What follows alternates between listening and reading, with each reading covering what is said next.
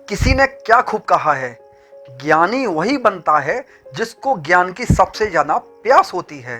नमस्कार दोस्तों, बुंदेली गौरव में आपका पुनः स्वागत है। दोस्तों, एक गुरु के दो शिष्य थे।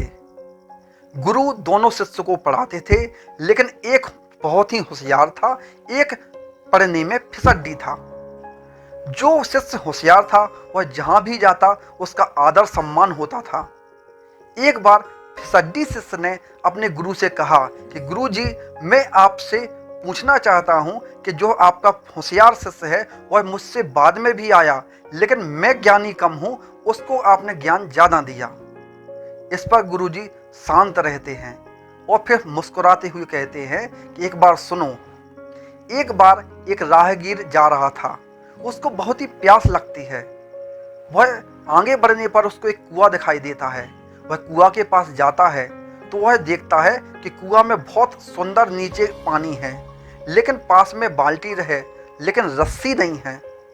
उसको प्यास लगी थी, लेकिन रस्सी ना होने के कारण वह आगे बढ़ जाता है।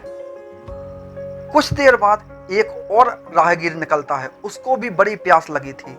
वह कुआं के पास जाता है, लेकिन वह देखता है कुआं में पानी है, लेकिन बाल्टी है, लेकिन रस्सी नहीं है। वह सामने देखता है कि घास लगी हुई है। वह जाता है, घास को काटता है और कुछ देर में एक बहुत बड़ी रस्सी तैयार करता है। उस रस्सी के सहारे वह बाल्टी कुएं में डालता है, पानी निकालता है और छक्कर पानी पीता है। गुरुजी अब अपने फिसड्डी शिष्य से पूछते हैं, अब ये बताओ कि प्यास किसको ज़्यादा लगी थी। वह शिष्य बोलता है, गुरुजी, जो दूसरा राहगीर था उसको प्यास ज़्यादा तेज लगी थी।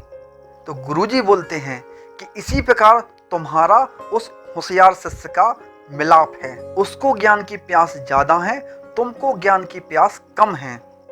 वह बहुत ही मेहनत करके पढ़ता है और होशियार है, और तुम मेहनत नहीं करते हो, इसी कारण तुम इतने होशियार नहीं हो।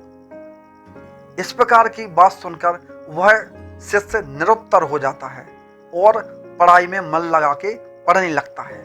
तो दोस्तों, अगर किसी को ज्ञान प्राप्त करना है तो उसको ज्ञान की प्यास लगनी चाहिए। दोस्तों, अगर आप इसी प्रकार की वीडियो देखते रहना चाहते हैं तो बने रहिए मेरे साथ।